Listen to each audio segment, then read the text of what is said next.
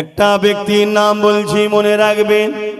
নাম হলো আব্দুল্লাহ ইবনে উবাই, যে কিনা নবী পাকের হাতে হাত দিয়েছে, নবী পাকের হাতে হাত দিয়ে বায়াত হয়েছে।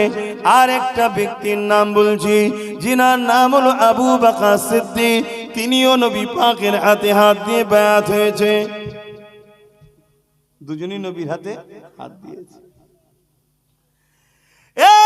যুবকেরা, আব্দুল্লাহ ইবনে উবাই নবী পাকের পেছনে ইক্তেদা করে নামাজ পড়েছে। সিদ্দিক আকবরও নবী পাকের পেছনে ইক্তেদা করে নামাজ পড়েছে। আব্দুল্লাহ ইবনে উবাই রোজা রেখেছে, আবু বকর সিদ্দিকও রোজা রেখেছে।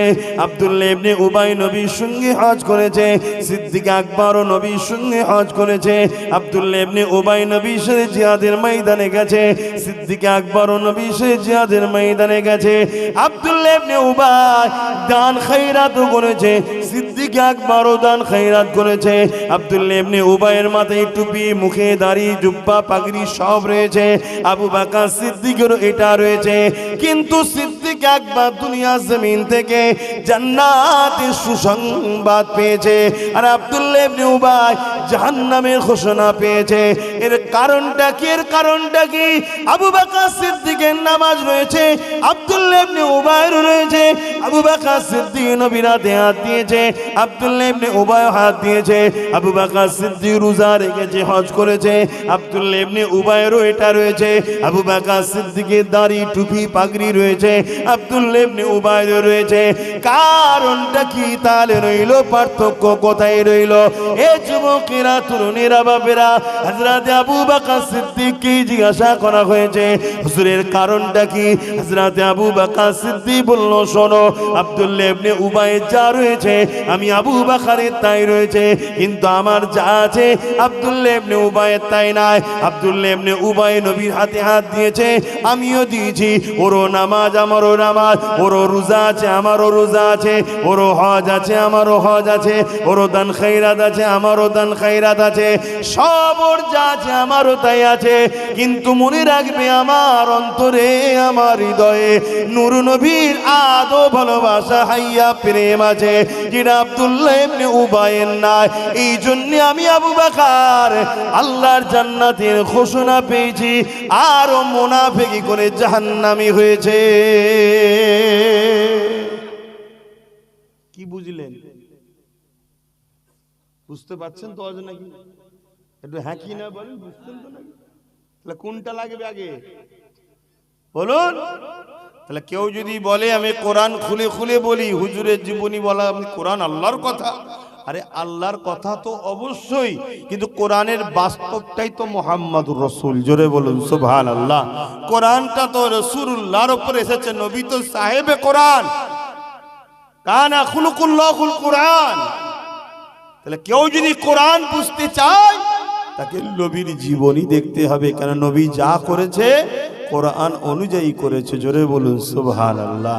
আর কোরআনই তো বলছে, মা আতাকুমুর রাসূল ফাখুযুহু ওয়া মা নাহাকুম আনহু ফান্তাহু। এ বিশ্বের মানুষ, আল্লাহ জানাচ্ছেন কোরআন কালামুল্লাহর মধ্যে আমার হাবিব যা আদেশ করেছে নিয়ে নাও, যা নিষেধ করছে ছেড়ে দাও। আমার হাবিবের হ্যাঁ হ্যাঁ বলো, নাই না বলো। আমার হাবিব যেটা দিচ্ছে নাও, যেটা ছাড়তে বলছে ছাড়ো, তবেই তোমরা কল্যাণ ও কামিয়াবি হবে। শুনছেন তো নাকি? তাহলে জম্মায় উচিত তো নবীর জীবনী উম্মতকে শোনানো, সাধারণ মানুষকে, কি আমার নবী এই করেছে, আমার নবী এই করেছে, আমার নবীর এই চলন, এই স্টাইল, আমার নবীর মাকাম এত, আমার নবীর সম্মান এত, আমার নবীকে আল্লাহ এত ভালোবাসে, এগুলো উম্মতকে শোনানো দরকার আছে না? না, এতে কি হবে? ঈমান পাওয়ার হবে। জোরে বলুন সুবহানাল্লাহ। আর একটু খুলে বলি, এই যে গাছ দেখছেন, এই গাছে দেখুন ডাল পাতা রয়েছে, ফল হয়, ঠিক আছে? এখন যদি কেউ দু চারটে ডাল কেটে দেয়, কি সব কটাই যদি কেটে দেয়, গাছটা কি মরে যাবে? কেন মরবে না? ওর মূল ঠিক আছে, ওর মূল ঠিক আছে। কিন্তু এই মূল থাকার দরুন দেরি হলেও আবার গাছে কিন্তু নতুন ডাল গজাবে, নতুন পাতা গজাবে, আবার ফল ধরবে, ফুল ধরবে, দেরি হবে হয়তো, কিন্তু হবে। কেন হবে? ওর মূল ঠিক আছে। কথা মাথায় ঢুকছে? আর কেউ একজন গাছের ডাল পাতা সব রেখেছে, কিন্তু মূলটাতে গরম পানিতে মেরে দিয়েছে। বলুন না গো, থাকবে কিছু? আপনারা আম মানুষ, আম ভাবে বুঝাচ্ছি। আলেমের কাছে আলেমের মতো কথা, আম মানুষের কাছে আম মানুষের মতো বুঝাতে হবে। আর না সব উপর দিয়ে চলে যায়, মাথার উপর দিয়ে বকাই সারা। বলুন থাকবে? কেন থাকবে না? ওর মূল শেষ। ঠিক তো? এই গাছের ডালপালা পাতা এগুলো হলো নামাজ, রোজা, দাড়ি, টুপি, হজ, যাকাত। আর মূলটা হলো ভেতরে আছে গভীরে, এই অন্তরে থাকে ঈমান। দাড়ি, টুপি, নামাজ সব আছে, ঈমানটা শেষ হয়ে গেছে যেমন সব শেষ। আর দাড়ি, টুপি, নামাজে যদিও কম থাকে, ঈমান যদি ঠিক থাকে, একদিন না একদিন আবার ও পরিবর্তন হবে, তওবা করবে, হাজি হবে, নামাজি হবে, আল্লাহ আল্লাহ করতে করতে কবরে যাবে। জোরে বলুন সুবহানাল্লাহ। ঈমান ঠিক কর, ঈমান ঠিক করে। ঈমান আলাদা জিনিস, আমল আলাদা জিনিস। ঈমানের পাঠ আলাদা, আমলের পাঠ আলাদা। ঈমানদার যখন নামাজ পড়ে ওটা তখন তার জন্য আমল হয়, বেঈমান নামাজ পড়লে ওটা আমল হয় না। ঈমানদার দাড়ি রাখলে সুন্নতে রাসূল হয়, নেকি পায়। আর আমার দেশের প্রধানমন্ত্রী দাড়ি রাখলে কোনো নেকি হয় না। এই নেকি হবে নাকি? তাহলে সমস্যা কোথায়? সমস্যা কিসের? না, একটা দাড়ি ঈমানদারের আর একটা দাড়ি বেঈমানের। কথা মাথায় ঢুকছে না? ঢোকে না? তাহলে ঈমান অবস্থায় দাড়ি রাখলে সুন্নাত হয়। তাহলে মুসলমানদের মধ্যে এমন কত লোকের দাড়ি আছে যাদের ভেতরে হুজুরের প্রেম আদব নেই। ও দাড়ির কোনো দাম আছে? আমি কি বুঝাচ্ছি? বুঝছেন তো? এটা আগে বুঝুন। ভাবেরা, নওজোয়ান তরুণেরা, আল্লাহ আমাদের দ্বারা একটা ভালো কাজ করাচ্ছে, অবশ্যই বড় কঠিন শুকরিয়া আদায় করি। কিন্তু মনে রাখবেন, ঈমান হলো সব থেকে দামি জিনিস। তাই নবী পাক আমাদেরকে দোয়া করা শিখিয়েছে। আল্লাহ পাকের কাছে দোয়া চাও, হে আল্লাহ আমার জিন্দগিটা যেন ইসলামের উপরে চলে। কেন? ইসলামের নিয়ম কানুন অনুযায়ী জিন্দগি চালানো, এর থেকে উত্তম শান্তি, উত্তম পন্থা দ্বিতীয় কিছু হতে পারে না। আর ঈমানের সঙ্গে মরণটা দেবে। সারা জীবন ইসলামের উপরে চলার পরও ঈমানের সঙ্গে মরবের কোনো গ্যারান্টি নাই। আছে নাকি? মরণের সময় দেখা যাবে বেঈমান মরে গেছে। আবার একটা লোক সারা জীবন বদমাশি করেছে, মরণের সময় দেখা যাচ্ছে কলমা পড়তে পড়তে ঈমান লিতে লিতে মরছে।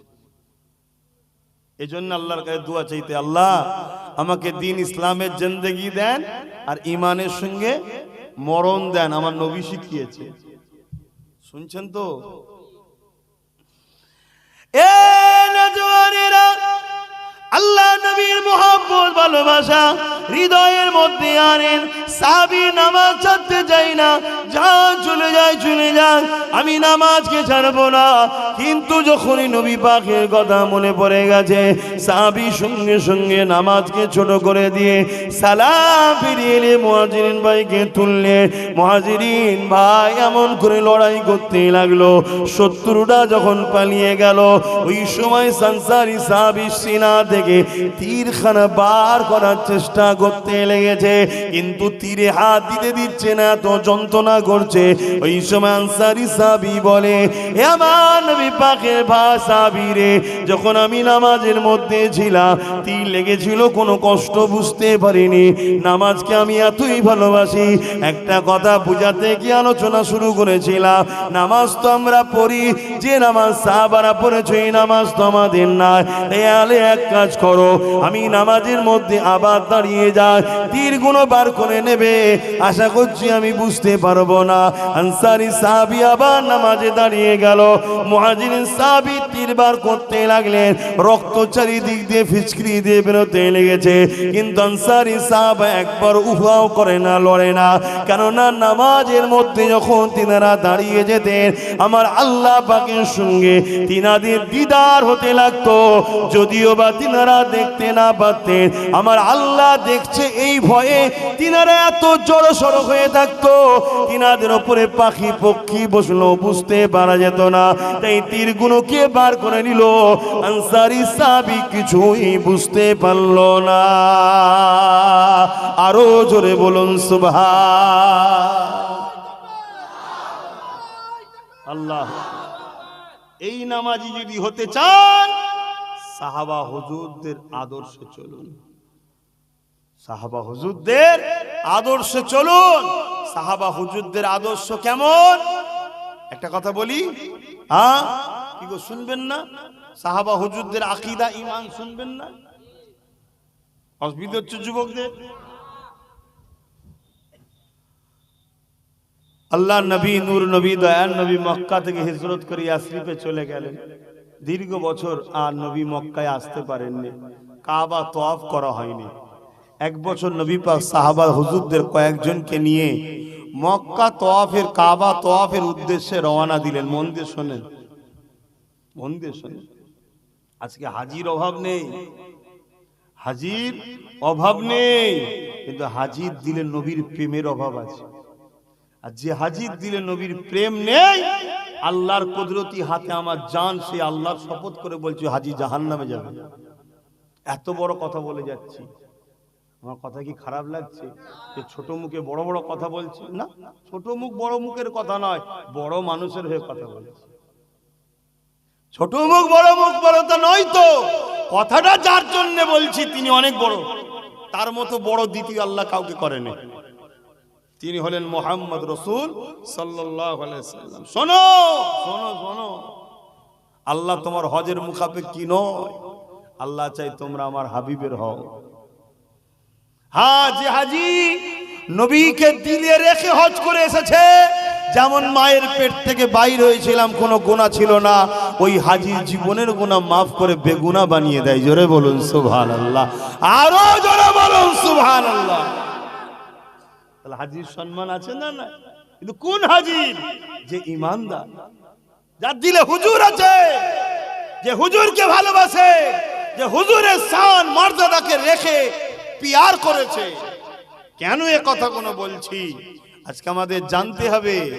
আজকে অনেক আলোচনা হয়, অনেক আলোচনা হতে হতে এমনও আলোচনা হচ্ছে, আমার নবী পাক সাল্লাল্লাহু আলাইহি সাল্লামে ইলমে গায়েব নিয়ে চর্চা চলছে, যে নবীর এলেম এতটা, নবীর এলেম অতটা, নবীর এলেম এতটা।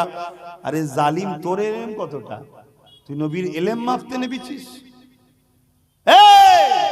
নবীর এলেম মাপতে নেবেছিস জালিম? নবীর এলেম সম্বন্ধে তোর কি জ্ঞান আছে? কিন্তু আজকে চলছে না, চলে না সমাজে? এমন করে বলা হচ্ছে যেন আমার নবী পাক সাল্লাল্লাহু আলাইহি সাল্লাম তিনি ইলমে গায়েব জানে না, দিয়ালের ওই পিঠে কি আছে জানে না। এমনও বলা চলছে রাসূল পাক সাল্লাল্লাহু আলাইহি সাল্লাম কখনো কখনো ভুলে যেতেন, আল্লাহ কোরআন পাঠাতেন উনি ভুলে যেতেন। হাই রে আস্তাগফিরুল্লাহ, এটা কি মনে হচ্ছে উম্মত? এই কিসের উম্মত? কিন্তু দুঃখের বিষয়, বড় বড় পাগড়ি মুফতি মাওলানা পীর সাহেব পীরজাদা দাবি করতে বেড়াচ্ছে, এমনও কথা শোনা যাচ্ছে। কেউ কেউ তো এটাও বলছে আবার রিসেন্ট, হুজুর পাক সাল্লাল্লাহু আলাইহি সাল্লামের নাকি অক্ষর জ্ঞান ছিল না। আল্লাহ আল্লাহ, এমন একটা দুনিয়ায় আমাদেরকে পাঠালো, নবী বললেন হাতের তালুতে আগুন রাখার থেকে ঈমান বাঁচানো মুশকিল। কেন? কাকে মানবেন? আব্বাস সিদ্দিকীকে ভালোবাসেন, আব্বাস সিদ্দিকী ঈমান চোর হয়ে যদি ঘুরে বেড়ায়, তাহলে আম্মানু যাবে কোথায়? এজন্য নবী বললেন আখেরি জামানে আসমানের নিচে জমিনের উপরে সব থেকে নিকৃষ্ট হবে একদল মুনাফিক, একদল আলেম সম্প্রদায়। কেন? ওরা আমার নবী বলছেন আমাকে বড় কষ্ট দেবে, আমাকে অক্ষর জ্ঞান জানে না, আমার ইলম নেই, আমি ইলমে গায়েব জানি না, মানুষের অন্তরের খবর নাকি নবী জানে না। এমনও কথা সমাজে বলে বেড়ানো হয় না? হয় না? বলছে আল্লাহ জানে। আচ্ছা, আল্লাহ জানে এটা কোনো প্রশ্ন? এটা নিয়ে কারো ইখতিলাফ হয়? আল্লাহ জানে, সে সবাই জানে। হায় হায় হায় হায়, সেদিনের বেঈমানরা জানতো নবী তো তিনি হবে যিনি অন্তরের খবর বলতে পারবে। জোরে বলুন সুবহানাল্লাহ। তাই তো এমন করে হাবিব ইয়ামানি, ইয়ামান থেকে আবু জেহেল একজনকে নিয়ে এসেছিল, যার নাম হল হাবিব ইয়ামানি। ওই হাবিব ইয়ামানি আমার রাসূলুল্লাহকে জিজ্ঞাসা করলো, হে মুহাম্মদ সাল্লাল্লাহু আলাইহি ওয়াসাল্লাম, বলো তো দেখি, আমার হৃদয়ের মধ্যে একটা কষ্টদায়ক কথা রয়েছে, জানি আমি বড় ব্যথার মধ্যে ঘুরে বেড়াই, জানি আমি বড় কষ্টের মধ্যে রয়েছি। মক্কা জমিন থেকে ইয়ামিন অনেক দূরে। এ যুবকেরা জীবনের প্রথম প্রথম নবীর সঙ্গে সাক্ষাৎ হচ্ছে। হাবিবি আমানি জানে ইনি যদি সত্যি নবী হয় অন্তরের খবর বলে দেবে। মক্কার বেঈমানেরা সেদিনে জানতো নবীরা অন্তরের খবর বলতে পারে। আজকের মুফতি মাওলানা পীর সাহেব দাবিদার তারা নবীর এলেম সম্বন্ধে সমালোচনা করছে। হায় রে দুনিয়া, এ কেমন উম্মত, এই উম্মতের মাহফিলে বসে আর সে নবীকে ছোট করবে। তুমি চুপ করে বসে শুনে চলে যাবে। মনে রেখে দাও, আজকে শুনে রাখো যে নবীর বিষয়ে সমালোচনা শোনে ইমাম মালিক হুজুর বলতে লেগেছে সঙ্গে সঙ্গে তার প্রতিরোধ করো। যদি প্রতিরোধ করতে না পারো তোমার বেঁচে থেকে লাভ নেই, মরে যাও। কেন নবীর বিরুদ্ধে কথা হবে, প্রতিরোধ প্রতিবাদ যদি না হয় তার মধ্যে ঈমান থাকবে না, থাকবে না। তাই আজকে বলে দিয়ে যায় যেখানে সেখানে ওয়াজ শুনতে যাওয়ারও আর সময় নাই। শুনছেন তো নাকি? যদি ভালোবাসেন কথাগুলোকে একটু মাথায় ঢুকান, আজ না ভালোবাসেন যা খুশি করবে যান, যা খুশি করবে যান। আমি তো চেষ্টা করবো আমার ভালোবাসার আব্বা, ভালোবাসার আম্মা, ভালোবাসার বোন, ভালোবাসার ভাই দুনিয়া একসাথে হয়েছি, জান্নাতের জন্য একসাথে হয়েছি। চেষ্টা করবো না করবো না? তাই বুঝাচ্ছি। তাহলে হাবিবি আমানি কি বলছে? আমার মনের মধ্যে একটা কষ্ট আছে, একটা বুঝা আছে, একটা খবর আছে, একটা কথা আছে। আপনি বলতে পারবেন? আল্লাহ নবী মুচকি এসে বলল, হাবিব আমানি শোনো, আল্লাহ তোমাকে একটা কন্যা সন্তান দিয়েছে, বয়সটা তার 8 বছর। যে জন্মগত প্যারালাইসিস, তোমার দিলের মধ্যে কন্যা গেলে বড় ব্যথা বেদনা যন্ত্রণা রয়েছে। তোমার মনের আশা তামান্না এটা, যদি তোমার কন্যারা সুস্থ হয়ে যায়, ভালো হয়ে যায়, এটাই তোমার মনের মধ্যে রয়েছে। হাবিবে আমানি তার দিলের খবরটা নবী পাক যখন বলে দিল, চোখ দিয়ে পানি বেরিয়ে গেল। কিন্তু তথাপি হাবিবে আমানি কলমা কিন্তু পড়ল না। আমরা তো সহজে মুসলমান হয়েছি না, তাই ধর্মের গুরুত্বই নেই, যেখানে সেখানে হা করে যে বসে যাচ্ছি আমরা।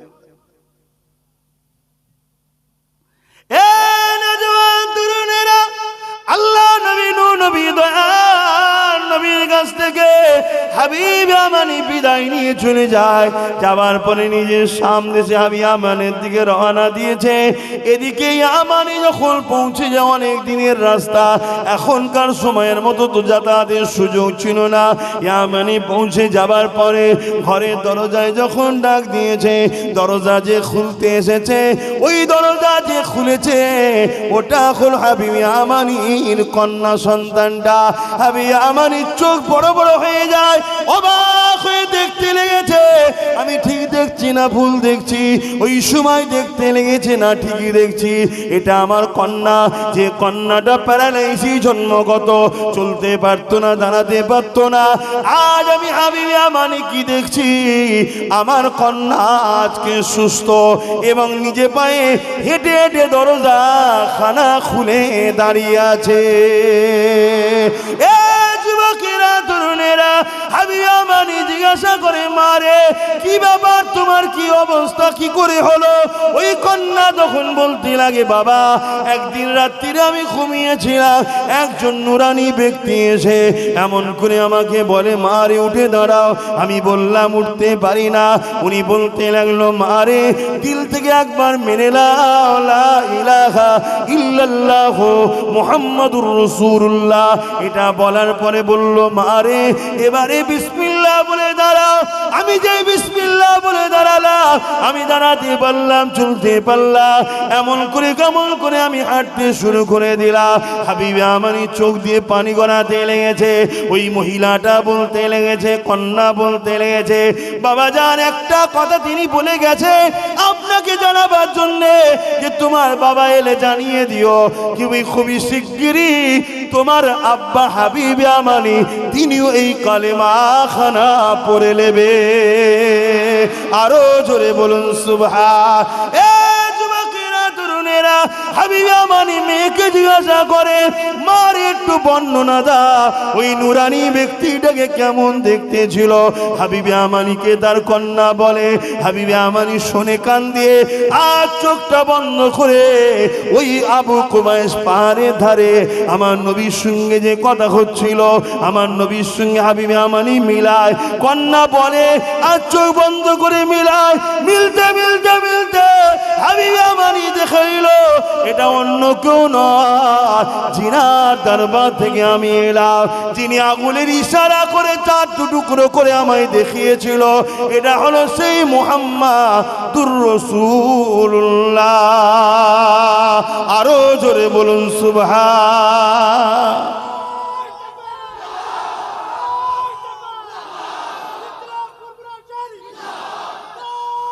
আল্লাহ বুকে হাত দিয়ে বলবেন একদম সত্য। হুজুরের এই অকিয়াটা শুনে, জীবনীটা শুনে, জীবনী হুজুরের লাইফ এটা শুনে আপনাদের মনের মধ্যে একটা খুশি আনন্দ হলো না হলো? কথা জোরে বলেন, হচ্ছে না হয় না? কার কার মনের মধ্যে খুশি আনন্দ হয়েছে একটু আল্লাহকে সাক্ষী রেখে হাত তুলুন, বলুন বলুন। হ্যাঁ, এটা হলো ইমানের নমুনা, এটা ইমানের নমুনা। দাড়ি পাঞ্জাবিরাও রাখে, শিখ পাঞ্জাবি বোঝেন না, ওদেরও দাঁড়িয়ে আছে। মসজিদে এখন ইফতার পার্টির নামে বেঈমানরাও ঢুকে পড়ছে, ওসব দেখে লাভ নেই। হুজুরের কথা শোনো, শোনার পর চেহারায় হাসি এসছে কি দেখো। হুজুরের দুঃখের কথা শুনে উম্মতের চোখে পানি ছলছল করছে কি দেখো। যদি এই নমুনা পাওয়া যায়, জেনে রেখে দিও তুমি গুনাহগার হতে পারো, তুমি বেঈমান নয়, জান্নাত তোমার জন্য আল্লাহ বানিয়েছে। জোরে বলুন সুবহানাল্লাহ। হয়তো তোমার ভুলের জন্য আল্লাহ ধরবে, এই বদমাইশি করেছিস কেন, তুমি যদি বলো আল্লাহ ভুল হয়ে গেছে, আর তোমার কাকুতি বিনয়টা যদি আল্লাহর পছন্দ হয়ে যায়, আমি কে বাবা বলা? তুমি আল্লাহর জিনিস, আল্লাহ তোমাকে মাফও করে দিতে পারে। জোরে বলুন সুবহানাল্লাহ। আমি গ্যারান্টি দিতে পারবো না যে তোকে মাফ করবে না, তোকে জাহান্নামে ঢুকতেই হবে, এসব বলার অধিকার আমার নেই। আল্লাহ বললো তুই আমার বান্দাকে ভয় দেখিয়েছিস খুব, তুই আগে আয়। আল্লাহ বলছে আমার রহমত থেকে নিরাশ হও না। আর তুমি বান্দা হিসাবেও তোমার মনে রাখা দরকার, তোমার আল্লাহ এত দয়ালু, সেই আল্লাহ ছেড়ে তুমি দূরে থাকো কেন যুবক? বলো, এত ভালো কেউ বাসে তোমায়? বলো, হ্যাঁ? সামান্য বাড়িতে তোমার মা তোমার আব্বা একটু কিছু হলে তোমাকে বকে, কত বদদোয়া করে, অভিমান করে, আর সবকিছু আল্লাহর হওয়ার পরও আমরা অন্যায় করছি। তাও আল্লাহ বলছে আমার বান্দাকে আমি জান্নাত দেবো কি জাহান্নামে দেবো? বান্দা ইমানদারের কথা বলছি, কাফেরের সম্বন্ধে, বেঈমানের সম্বন্ধে, মুনাফিক ডাইরেক্ট জাহান্নাম। ওখানে আল্লাহ কোনো গুঞ্জাইশ রাখেন কোরআনে, তাই আমরা কোনো গুঞ্জাইশ রাখছি না। কথা বুঝছেন না, বোঝেন না? আর এটাও শুনে রেখে দেন, প্রকাশ্য কাফেরের থেকে মুনাফিক মুসলমানের শাস্তি আবার বেশি। মুনাফিক যারা হবে তারাও সারা জীবন জাহান্নামে থাকবে, কিন্তু প্রকাশ্য কাফেরের থেকে কঠিন জাহান্নামে থাকবে মুনাফিক। মানে মুসলমান সেজে যারা উম্মতকে ধোঁকা দিয়েছে। কথা বুঝে আসছে না? এখন তো বড় বড় সব ঘুরে বেড়াচ্ছে, বাপ রে বাপ। আর মুখের ভাষা আমার নবী সম্বন্ধে ছোট বড় কথা, কি কথা বলবো, কি কথা বলবো, এমনও কথা শোনা যায় কেউ আমার রসুলকে রাখালো বলছে। বলো নাউজুবিল্লাহ। High high high. যারা যারা এই কথা শুনবে, যদি সঙ্গে সঙ্গে প্রোটেস্ট না করে, এই আপনিও কথা বলছেন কেন? আমার নবী অবশ্যই দুম্বা বকরি মক্কার জমিনে যে পশু নবী আমার চড়িয়েছেন, কেন চড়িয়েছেন? আমার উম্মতের একদল গরিব হবে, তাদেরকে এই কাজ করতে হবে, সে যেন নিজেকে ছোট না মনে করে। আরে আমার হুজুর তো এই কাজ করে, যত হুজুরের সুন্নত মনে করে করবে, সে যেন নিজেকে ছোট না মনে করে। তা বলে তুমি রসুলকে রাখাল বলে দেবে? কিন্তু এমন সব এখন মুরিদ হয়েছে, এমন সব ভক্ত হয়েছে, আমার মাওলানা বলেছে তো ও ভুল বললো ঠিক আছে, আমার আব্বাস সিদ্দিকী তো ও ভুল বললো ঠিক আছে, আমি আমার ভালোবাসার মানুষদের বলে দিই ওইভাবে আব্বাসকে ভালোবেসিনি। অন্ধর মতো ভালো যদি কাউকে বাঁচতে হয়, সেটা একজনই আমেনা লালকে ভালোবাসো। জোরে বলুন সুবহানাল্লাহ। বাকি সবাইকে দেখতে হবে বাপ, বাকি সবাইকে ট্রাই করো। আমি আমার ক্ষেত্রে আমার ভালোবাসার মানুষদের বলে যায়, অন্ধ হওনি। আব্বাস সিদ্দিকী যদি কখনো, আমি মানুষ হতে পারে, আমার কোনো কথা একটা ভুল হয়ে গেল, আপনার উচিত সম্মানের সাথে বললেন, ভালো যখন বাসেন, যে ওই কথাটা আপনি হুজুরের সামনে বললেন, এটা তো বিয়াদবি হলো, এটা কেন আপনি বলবেন? আপনি ঘুরিয়ে বলুন। আমি যদি সঙ্গে সঙ্গে বলি, হ্যাঁ রে ভাই ভুল হয়ে গেছে, আমি তওবা করে নিচ্ছি, ইয়া রাসূলুল্লাহ আপনি আমাকে ক্ষমা করে দেন, তোমার উচিত আমার সঙ্গে প্রেমের সম্পর্ক রাখা।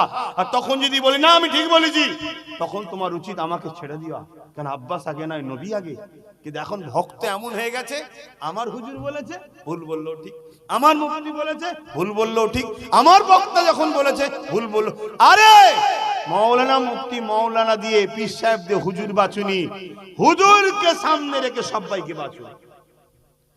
নবীকে মডেল বানাও, নবীকে সামনে রেখে সবাইকে দেখো, নবীকে মডেল বানিয়ে আমাকেও দেখো। আব্বাস সিদ্দিকীর কথাবার্তা, উঠা বসা, চাল চলনে হুজুরের বিরুদ্ধে যাচ্ছে না তো, হুজুরের সঙ্গে আমাদেরকে দূরে সরাতে চাইছে না তো, নবীর সামনে গুস্তাখি করছে না তো। যদি করে আব্বাস জেলার সাহেবই হোক, তাকে বাদ দাও। কথা শুনছেন তো নাকি? আমি সবাইকে উদ্দেশ্য করে বলছি, যদি লিবার হয় লিন, আলহামদুলিল্লাহ, দেখা জান্নাতে হবে, বলুন ইনশাআল্লাহ। আর যদি নিতে না পারে, জিতে নিতে না পারে, কোরআন সত্য, আল্লাহ সত্য, নবী সত্য, চ্যালেঞ্জ দিচ্ছি, জাহান্নাম ছাড়া অন্য কোনো জায়গা পাবেন না। কেন আমার আল্লাহ কারো বাপের জন্য জান্নাত করেনি, মোহাম্মদ রসুলের গোলামদের জন্য জান্নাত করেছে। যে মোহাম্মদ রসুলের নয়, সে পীরের বেটা হোক আর জেলার সাহেবই হোক, কারো জন্য রেহাই নাই। শুনছেন তো নাকি? হ্যাঁ। অতএব সম্মানের সাথে দাদা হুজুরের আওলাদ আব্বাস সিদ্দিকী মিস্টেক করেছে, আপনি সম্মানের সাথে বলুন। আপনার বলাতে হতে পারে তো আমি পরিবর্তন হয়ে গেলাম, তাহলে আমি তো বেঁচে গেলাম। আর আপনি না বলাতে আমি পরিবর্তন হচ্ছি না, আমি সেই ভুলের ওপরেই থেকে যাচ্ছি, তাহলে আমি তো জাহান্নামী হচ্ছি। আপনি চান আপনার পীরের বাচ্চা জাহান্নামী হোক? খবরদার, আমার নবীর শানে ভাষা বুঝে বলতে হবে। একটা কথা এবার বলি শুনুন, আল্লাহর কোরআনে আল্লাহ বলছেন আমাদের গলার আওয়াজ যদি, ও বাবা হয়ে গেছে, 8টা বেজে গেছে, এটা বলে দিই শুধু, আমাদের গলার আওয়াজ যদি আমার নবীর গলার আওয়াজের কথার উপরে যদি উঠে যায়, আল্লাহ জীবনের আমল বরবাদ করতে দেবে। এটা শুনেছেন সবাই? কখনো চিন্তা করেছেন জীবনের আমল কাদের বরবাদ হয়? আচ্ছা, কেউ কোনো একটা ছেলে ধরুন নামাজ পড়েছে জুম্মার দিনে, আমাদের ছেলেরা পড়ে না? পড়ে না, আল্লাহ কাছে পড়ে, আলহামদুলিল্লাহ।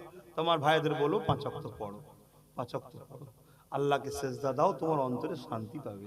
আল্লাহকে সেজদা দাও, আল্লাহ খুশি হবে যে তোমাকে মানুষ করে এখনো বাঁচিয়ে রেখেছে। সেজদা দাও আমার ভাইরা, বোঝো, বোঝার চেষ্টা করো, আল্লাহ খুশি হবে, সেজদা দাও। তা জুম্মার দিন দেয়, ধরুন একটা ছেলে জুম্মার দিন নামাজ পড়েছে, আর শনিবার দিন ওই ছেলেটা, হালকা বয়সের ছেলে, এলাকায় কোনো জায়গায় ফাংশন হচ্ছিল, সেখানে ফাংশনে গেছে। ওই ফাংশনে যাওয়ার জন্য কেউ নামাজের নেকি কেটে নেবে আল্লাহ? একটু বলেন না গো। আপনারা তো অজ অনেক শুনেছেন, আপনারাও ছোটখাটো মলি সাহেব হয়ে গেছেন এখন, অজ শুনে শুনে ছোটখাটো মলি সাহেব হয়ে গেছে, নেকি কি কেটে নেবে? কাটবে না। আচ্ছা, ধরুন একটা ছেলে 5 ওয়াক্ত নামাজ পড়েছে বা রোজা রেখেছে, 1 মাস রোজা রেখেছে, আবার ছেলেটা কোন একটা সময় একটু সিনেমা দেখেছে, শুনছেন, হালকা বয়সের ছেলেটা করে ফেলে, আল্লাহ হিদায়াত করুক, আল্লাহ আমাকে আমাদেরকে হিদায়াত করুক, বলুন আল্লাহুম্মা আমিন। ওসব জায়গায় যেতে নাই, তওবা করো, পরিবর্তন হও, হয়ে গেছে তওবা করো, আল্লাহ ভালোবাসবে। তো এর জন্য কি ওর রোজার নেকি কেটে নেবে আল্লাহ? না, কাটবে না। কিন্তু কি বলছে, আমার হাবিবের কথার ওপরে যদি তোমাদের গলার আওয়াজ চলে যায়, জীবনের আমল বরবাদ হয়ে যাবে। ধরুন একটা 80 বছরের আব্বা, শুনছেন আব্বা জানেরা, 80 বছর বয়স, 70 বছর নামাজ পড়েছে, 70 বছর তাহাজ্জুদ পড়েছে, 70 বার ফরজ হজ করেছে, কি 60 বার করেছে ফরজ হজ। ধরুন 100টা মসজিদ বানিয়েছে, 100টা মাদ্রাসা বানিয়েছে, 1000-এর উপরে মাওলানা মুফতি ছাত্র তৈরি করেছে। এখন তো ছাত্রের গরম চলে, কথা বুঝছেন না? বোঝেন না? সব ভালো কাজ না খারাপ কাজ? ভালো কাজ। কিন্তু আমার নবীর কথার উপরে একদিন গলার আওয়াজ উঠেছে, বলুন সব আমল কি হবে? 100টা মাদ্রাসা করা, 1000 ছেলে তৈরি করা, তাহাজ্জুদ পড়া, 60 বার হজ করা সব বেকার। তো সব বেকার কাদের হয়? রসূল বলছে যারা বেঈমান হয় তাদের আমল বরবাদ হয়ে যায়। শুনছেন তো? তার মানে নবীর গলার আওয়াজের উপরে আওয়াজ উঠলে ঈমান চলে যায়। নবীকে চিনতে পাচ্ছেন? আর সেই নবীকে যদি কেউ তুচ্ছ তাচ্ছিল্য করে ডাকে, অভদ্রপনা ভাষা বলে, মনে হয় ঈমান থাকবে? আমি কেন এই ওয়াজটা করছি বুঝতে পারছি? কেন আমার যুব সমাজ, আমার দাদা হুজুরের রুহানি বাচ্চারা মৌলানা মনে করে বসে ওয়াজ শোনে, মুফতি মনে করে বসে ওয়াজ শোনে, হাজী সাহেব মনে করে ওয়াজ শোনে, পীর সাহেব মনে করে ওয়াজ শোনে, বসে বসে শুনছে, ভালো জায়গায় গেছে, সুবহানাল্লাহ দুরূদ শরীফ পড়ছে, ভালো। কিন্তু বাপ ভাইরা, যদি একটা কেউ নবীর শানে ছোট বড় কথা বলে আর তুমি যদি প্রতিবাদ না করো, কি হবে? জোরে বলেন, ঈমান চলে যাবে।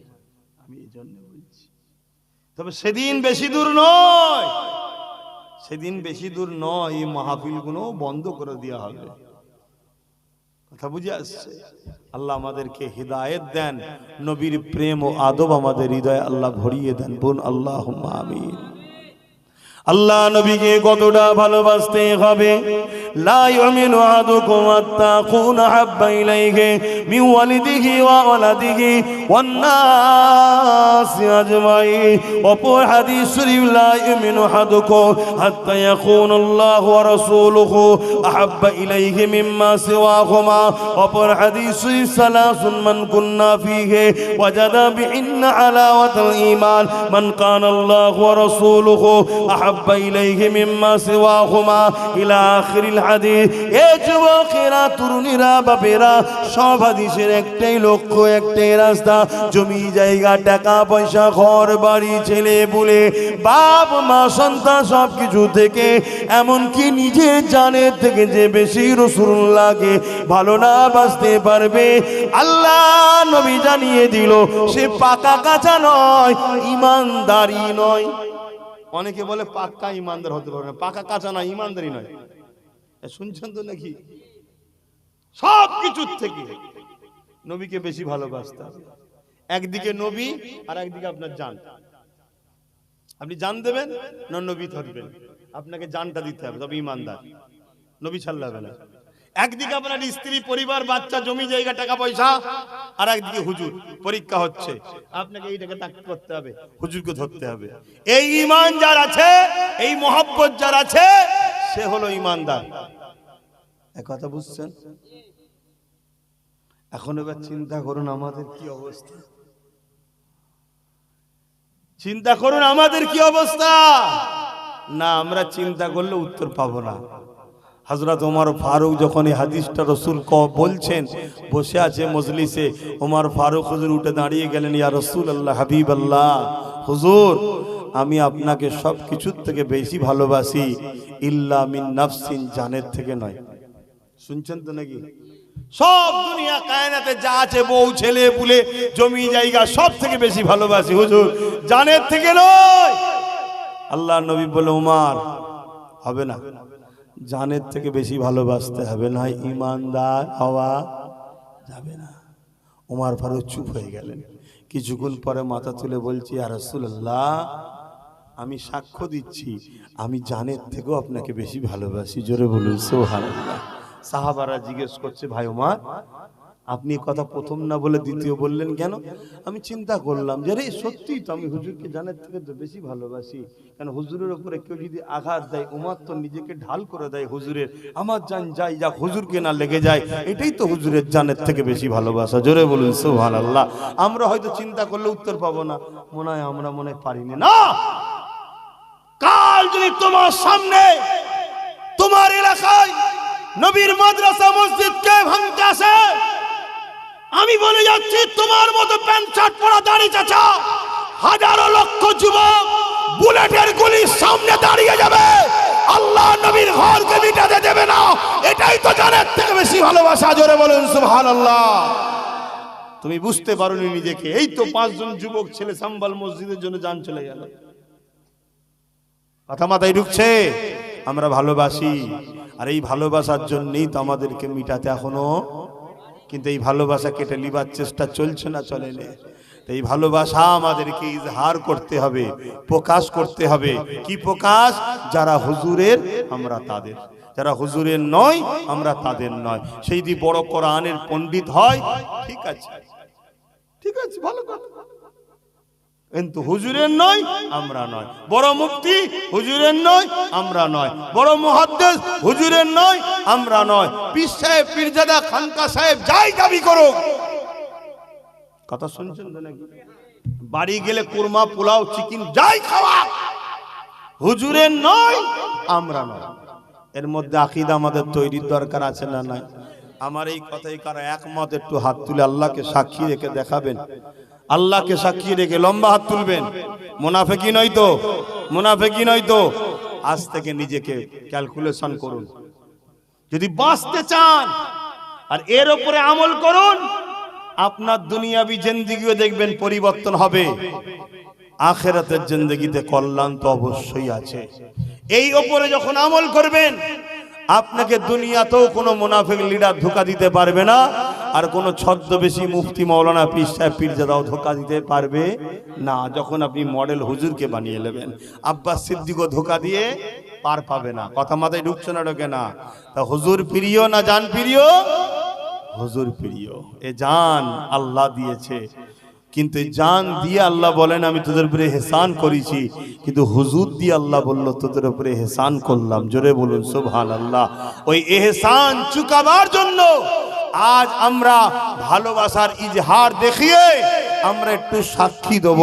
10টা মানুষ আল্লাহর ঘরের জন্য 5000 করে টাকা, হুজুরের মহব্বতের মানুষ কারা কারা আছে একটু হাত তুলে দেখান। 10টা মানুষ 5000 করে টাকা, কে কে হাত তুলে দেখি? ভালোবাসায় 10টা মানুষ মাত্র 5000, বেশি চাইনি, 5000, 10টা মানুষ। কেউ আছে? হাত তুলবেন। মাশাআল্লাহ, নারে তাকবীর। 1টা, 2টো, 3টে, 4টে, মাশাআল্লাহ, মাশাআল্লাহ, নারে তাকবীর। আর কে কে আছে? 4টে হয়েছে। 5 নম্বরে কে আছে? হুজুরের মহব্বতে 5000 টাকা দিতে পারবেন আল্লাহর ঘরে। কোথায় দেবেন?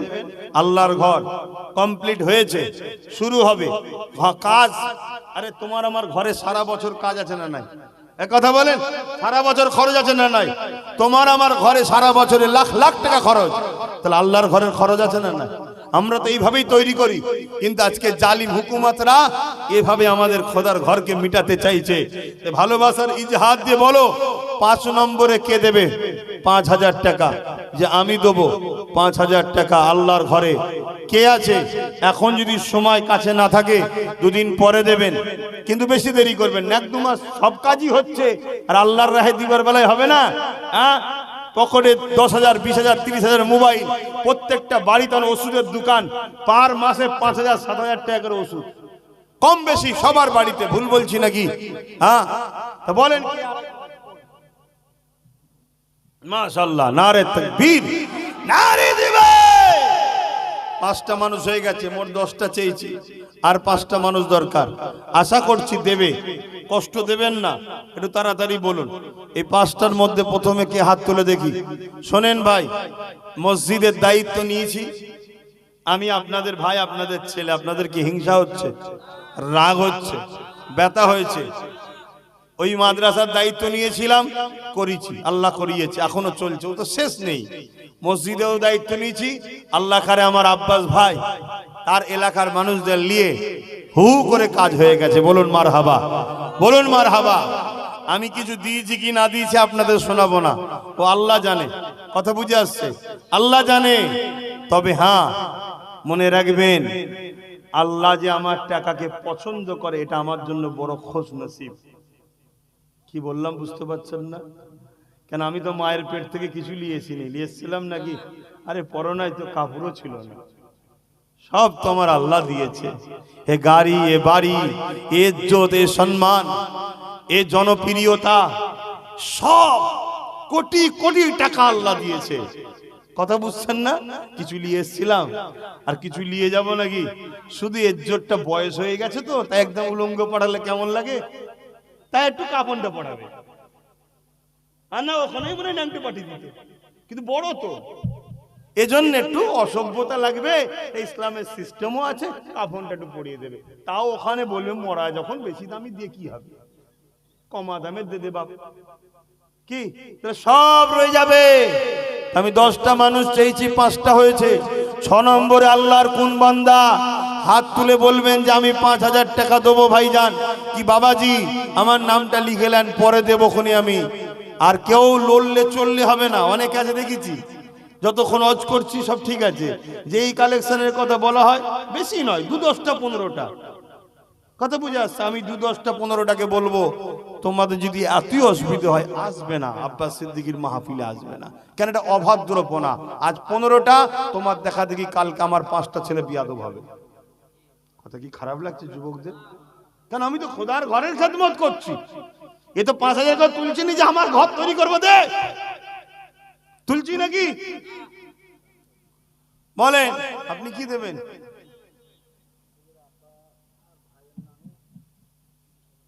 মাশাআল্লাহ মাশাআল্লাহ, এত বড় টাকা দেবে জানলে তো এটা আগে বলতো।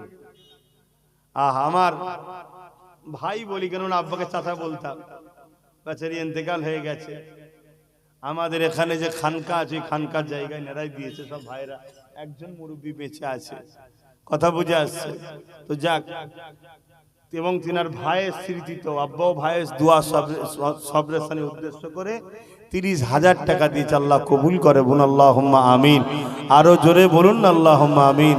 সব জায়গায় আমরা দিই, আল্লাহর ঘরের জন্য এত বলতে লাগবে, এত বলতে লাগবে।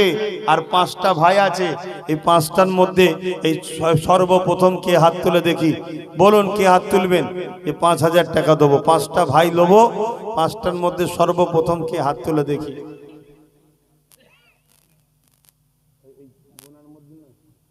মেহেদি এন্টারপ্রাইজ, চাঁদকাঠিতে বাড়ি। ভাই আমার ব্যবসা নিয়ে ব্যস্ত থাকতে পারে, কিন্তু আল্লাহর রাহে দান ঠিক করে যাচ্ছে। 5000 টাকা দিবে, আল্লাহ তার রুজিতে কারবারে বরকত দেন, বলুন আল্লাহুম্মা আমিন। আরো জোরে বলুন আল্লাহুম্মা আমিন।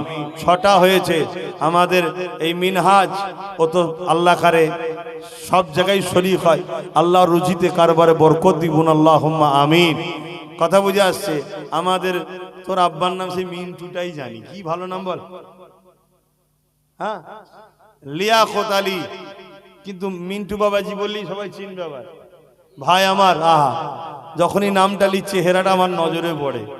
আমাকে নিয়ে এসেছিল পলতারহাটি থেকে, বুঝতে পারছেন?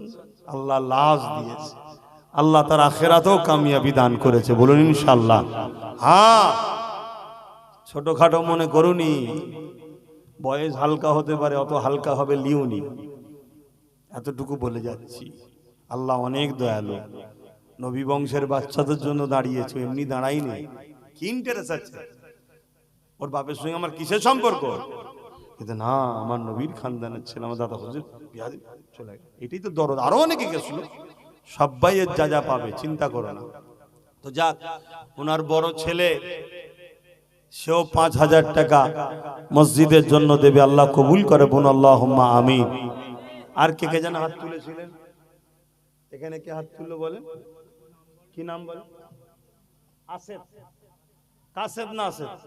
কাসেদ আলী মন্ডল ভাই, এখানেই বাড়ি চাঁদকাঠিতে। 5000 টাকা আল্লাহ কবুল করে, বোন আল্লাহুম্মা আমিন। আরো জোরে বলুন আল্লাহুম্মা আমিন। আর কে কে হাত তুলেছিলেন? 4টে হলো, তার 2টো মনে হচ্ছে নাম বাকি আছে। একটু নামটা বলুন না, কে কে হাত তুলেছিলেন? ওখানে একটা ভাইয়ের হাত বলুন, অলিউর বিশ্বাস ভাই, 5000 টাকা, বলুন মারহাবা, নারে তাকবীর। আর একটা যেন কে হাত তুলেছিল? আর একটা কে হাত তুলেছিল? 6টা হয়েছে। 7 নম্বরে কে আছে? আব্দুল হালিম ভাই, 5000 টাকা, বলুন মারহাবা, আল্লাহ কবুল করে, বলুন আল্লাহুম্মা আমিন। আল্লাহ রুজিতে কিসমতে বরকত দেন, বলুন আল্লাহুম্মা আমিন। নারী দিবে, নারী দিবে, বলেন। 7টা হয়ে গেছে, 3টে দেখেন হয়ে যাবে ইনশাআল্লাহ। যত জায়গায় বলেছি আল্লাহ কারে হয়েছে, একটু দেরি হলো হয়েছে। আর 3টে ভাই জলদি করে, এই তোমার মুরব্বী বাপ লম্বা হাত তুলেছে, নারে তাকবীর, নারে তাকবীর। আমার বাবাজির না চাচাজির নাম কি?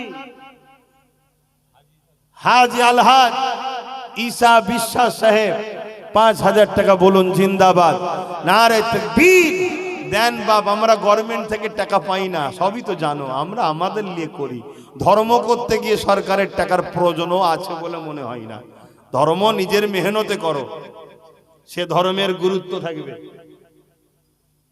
আর সরকারের থেকে নিয়ে যদি ধর্ম করো, সরকার সেখানে নিয়ম কানুন শুরু করে দেবে, ট্যাক্স বসাবে। শুনছেন? হ্যাঁ, লোভে পাপ, পাপে মৃত্যু। লোভে পাপ, পাপে মৃত্যু। কথা বুঝে আসছে? আজকে ওয়াকাব লেলেবে বলছে, সব জানেন তো নাকি? ও বিষয়ে আলোচনা এখানে করব না, প্রোগ্রাম করেছিলাম জানেন না, আবার করব যখন তখন আলোচনা হবে। তবে মা বোনগুলোদের জানা দরকার ওয়াকাবটা কি। শুধু এইটুকু বিষয় লাস্টে বলে যাব, ওয়াকাব কি। তো আর বলেন, আর দুটো বান্দা দরকার, দুটো বান্দা আল্লাহর। বলেন, আল্লাহর ঘরের জন্য নবীর ভালোবাসায় দুটো বান্দা কে আছে দেবেন? 5,000 করে টাকা। আল্লাহ দুটো বান্দা নেই এর মধ্যে? তোমরা যারা দাঁড়িয়ে আছো তোমাদের মধ্যে থেকেও কেউ দিবার নেই? দুটো বান্দা 5,000 করে টাকা দিবার, আল্লাহর ঘরে দেবে? বলো, দেয় ধন দেখে মন, কেড়ে নিতে কতক্ষণ? একটু তাড়াতাড়ি বলেন, কে আছে এই দুটো বান্দার মধ্যে? কে আছে একটু বলেন। দরুদ শরীফ, আল্লাহুম্মা সাল্লি আলা।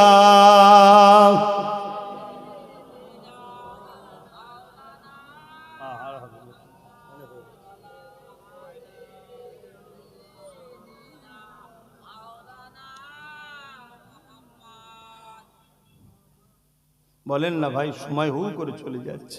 আর দুটো বান্দা আল্লাহর কে কে আছে বলুন, যে 5,000 করে দিতে পারবেন? আমার মুরব্বী আব্বারা বলেন না, মাই মুরব্বীরা চলে গেছে, তাদের স্মরণে কে আছে? বড় আশা নিয়ে বলেছি, ইনশাল্লাহ দেখা যাক। চিন্তা করছেন 5,000 টাকার ব্যাপার? দেন, আল্লাহ আপনার রুজিতে বরকত দেবে, আল্লাহ সুখে শান্তিতে রাখবে। আমাদের মরহুম নূর আলী মন্ডল সাহেব ইন্তেকাল করেছেন, তিনার সবরে সানি উদ্দেশ্য করে তিনার সন্তান দেবে, আল্লাহ কবুল করে। বোন আল্লাহুম্মা আমিন। আরো জোরে বোন আল্লাহুম্মা আমিন। নারী দিবে একটা শেষ বান্দা, আর একটা শেষ বান্দা 10টা হয়ে যাবে। দেখুন 9টা হয়ে গেছে। আর একটা শেষ বান্দা কে আছে? 5,000 টাকা দেবেন, দিন ইসলামের খাতিরে মহব্বতে মসজিদের জন্য দেন। একটা বান্দা নেই আর 5,000 টাকা দিবার, আল্লাহ রুজিতে বরকত দেন। দেন তাড়াতাড়ি বলেন, কে আছে?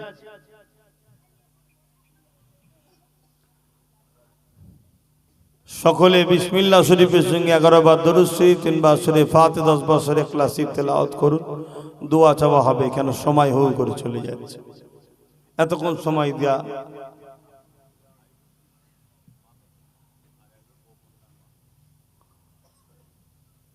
এর মধ্যে থেকে আর একটা বান্দা নেই 5,000 টাকা দিবার? কি গো, দেখলেন রয়েছে তো? কই মুখটা একটু দেখি না। ও আচ্ছা,